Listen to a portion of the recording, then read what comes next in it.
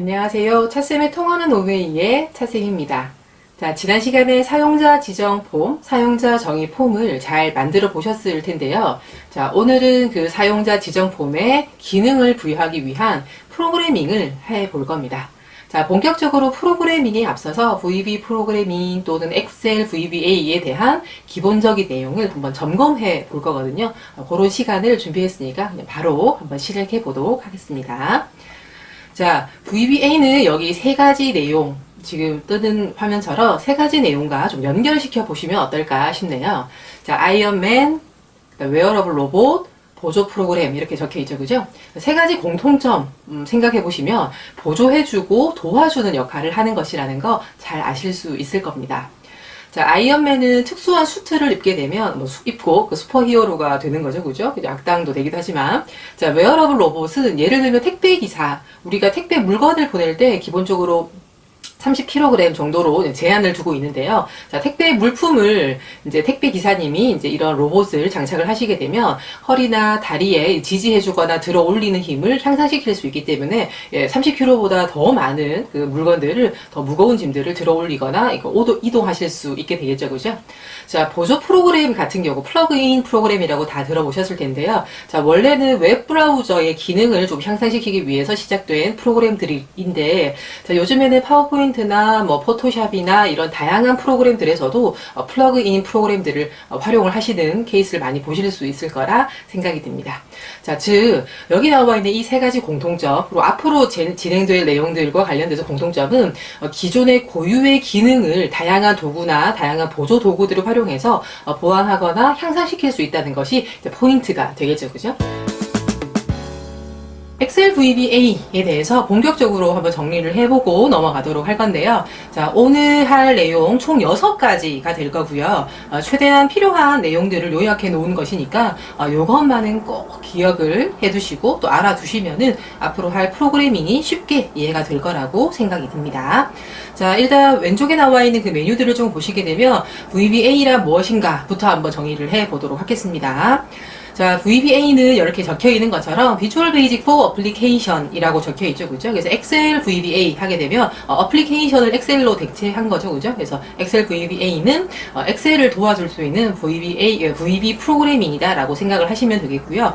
기존의 엑셀의 고유한 기능, 그러니까 뭐 계산을 한다든지 셀 작업 또는 기능 수행 이런 것들과 관련된 고유의 기능에다가 VB 프로그래밍에 어떤 지원을 받을 수 있게 되는 겁니다.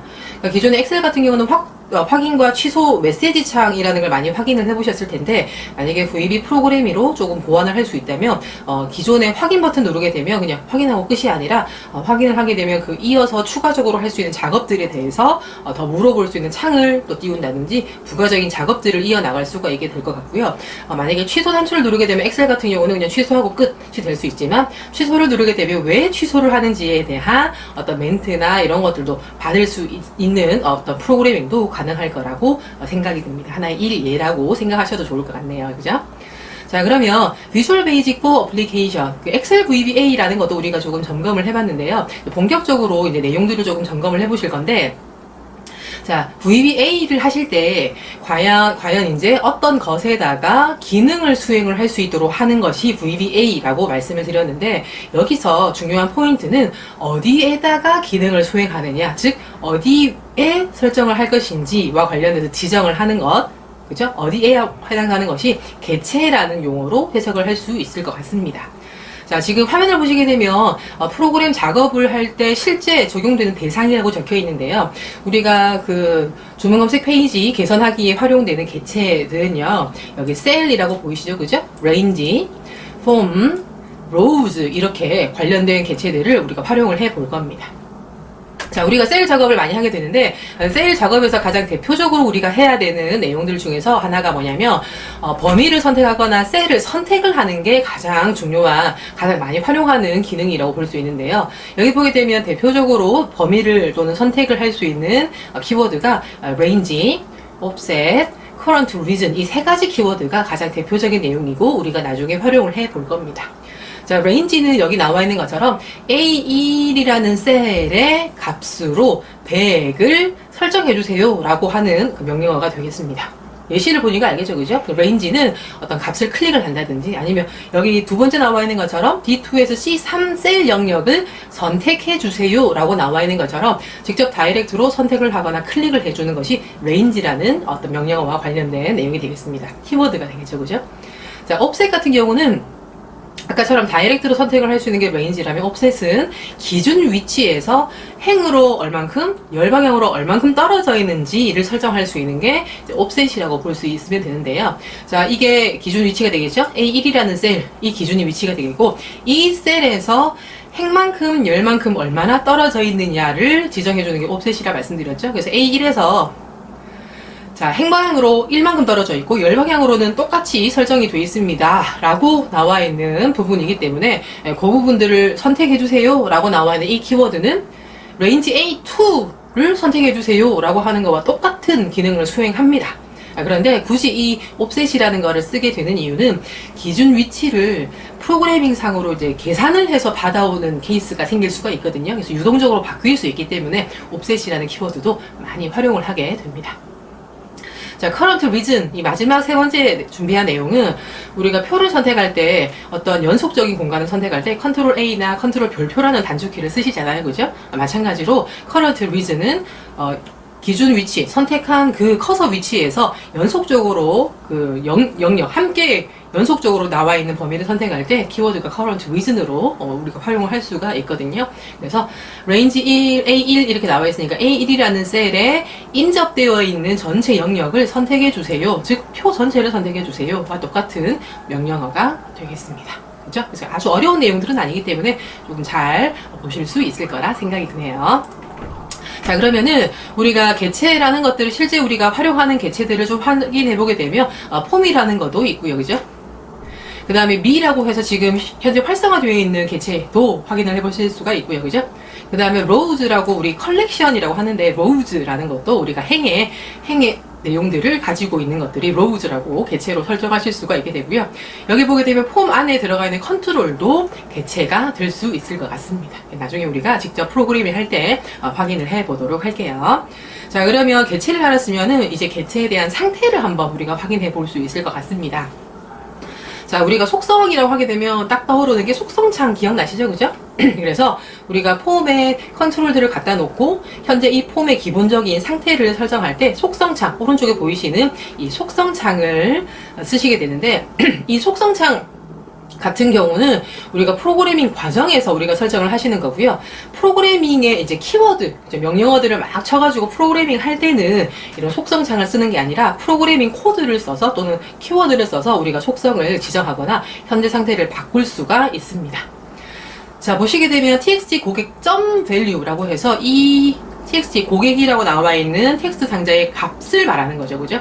텍스트도 있네요. 자, 원래 텍스트 상자 같은 경우는 value랑 텍스트라는 속성이 똑같아요. 그죠? 똑같다고 보시면 되는데 지금 보게 되면 텍스트라는 것도 속성으로 설정하실 수가 있습니다.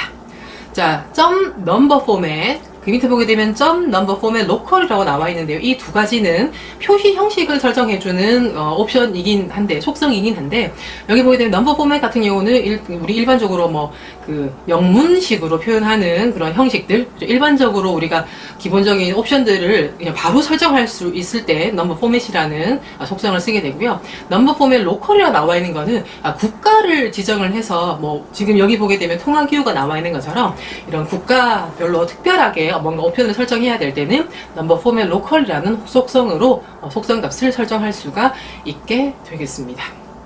그렇죠. 이렇게 해가지고 앞으로 우리가 기존 내용의 속성들을 설정했던 상태를 코딩으로 바꿔주는 것도 한번 확인을 해보셨습니다. 자, 속성은 현재 상태이고요. 자, 메서드라는 것도 있습니다. 자, 메서드는요, 여기 예시를 보시면 조금 이해가 가실 것 같은데요. 여기 보게 되면 개체의 속성 같은 경우는 현재 상태라고 했습니다. 예를 들면 그 사람이 개체가 되는 거고 그 사람의 모자의 색깔이 빨강입니다 라고 나와 있는 이게 속성 값이 되는 거죠. 그죠? 모자를 쓰고 있다가 아니라 모자가 쓰여져 있는데 현재 상태가 빨간색이다 라고 우리가 속성을 설정하는 어떤 예시가 될 수 있고요. 여기 보게 되면 지금 우리가 해야 되는 메서드라는 것은 동작입니다. 그 사람이 개체라면 그 사람이 할 수 있는 동작, 예를 들면 밥을 먹는다 아니면 달린다 같은 이런 것들이 메서드라고 생각을 하시면 조금 쉽게 이해를 하실 수 있을 거라 생각이 듭니다. 자, 주문 검색 페이지 개선하기에서는 우리가 여기 나와 있는 메서드들을 활용하게 되거든요. 그래서 메서드는 점해서 메서드의 키워드를 적기 때문에 개체에 국한이 돼요. 그냥 개체에 따라서 설정할 수 있는 메서드가 정해진다는 말로 해석을 하셔도 되거든요. 자, set focus라는 거는 커서를 두는 어떤 메서드가 되고요. 여기 보게 되면 rows count라고 해서 개수를 세주는 겁니다. 그죠? 여기 함수가 아니죠. 그죠? 괄호 열고 닫고가 없기 때문에. 그 다음 여기 보게 되면 XL down, and XL down이라고 해서 마지막으로 이동을 해주는 거예요. 아랫방향으로. XL down이라고 해서 방향이 설정되어 있는 거고요. 그 다음에 form.show라고 나와 있죠. 그래서 보여주세요 라고 하는 메서드가 되겠습니다. 나중에 직접 확인을 해볼 테니까 잘 한 번씩 봐놓으시면 될 것 같습니다. 자, 그러면은 이제 우리가 개체에 대한 설정들은 다 해보셨어요.